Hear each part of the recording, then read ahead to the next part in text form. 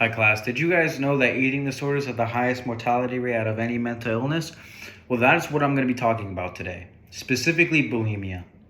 Bulimia can develop in 1.5 times in women and 0.5 times in men. Unfortunately, my own sister suffered from this condition. What she would do is she would crave a certain food or sweet, overeat that certain food or sweet, and then regurgitate it up later. And this was a constant cycle to battle with, especially with our family. According to withinhealth.com, women are 5 times more likely to develop bulimia. It is also studied that people with eating disorders have different dopamine reactions. According to APA.org, eating disorders create a higher chance of cardiovascular disease, electrolyte imbalance, and organ failure. Now, I'll give you guys 2 different examples. People with anorexia, their dopamine receptors work like this. When they eat a certain food, the normal reaction a person would get is if they like the food, their brain is like, oh, I like this food, let's eat some more.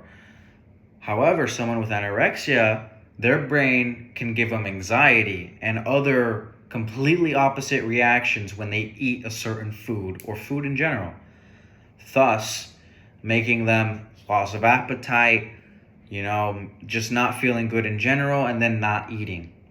Another example is people with bulimia. People with bulimia have a lower dopamine reaction to rewards, which I know sounds weird, but is also associated with food in the sense of, for example, when my sister would eat, at the time she'd be like, oh, I love this food, it's so good.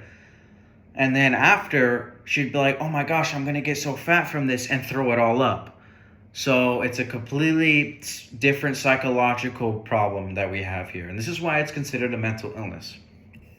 Now, how does this affect the audience? Well, you, friend, or a loved one can be experiencing this and feel helpless. Eating disorders are very hard to treat, and obviously, if not treated correctly, can lead to death. More people need to understand that this is a mental illness that is not just associated with food, and it can also be in genetics. Now, this is my satisfaction step.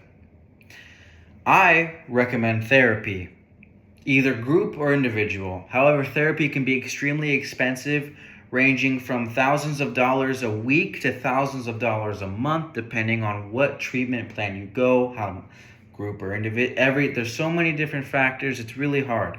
However, according to CenterForDiscovery.com, 60% of people overcome their disorders with professional help.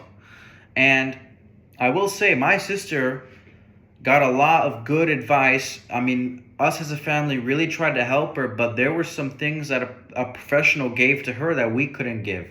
So it really helped her out a lot too. However, if you don't have any, if you're tight on financials, the family, your own family, friends, relatives are the best way to go, especially for treating these things. Now, I'm going to summarize. Again, eating disorders are the number 1 cause of death in mental illness. The solution I'm giving you is either to see a professional or a loved one/friend. Now, I want to give you guys a public number. So if you guys know someone who's suffering from this, you guys might be able to help by this number. 1-800-931-2237 is the National Eating Disorder Association helpline. Now I'm going to close. With this knowledge, I would like for everyone to speak up and help anyone they know who suffers from eating disorders.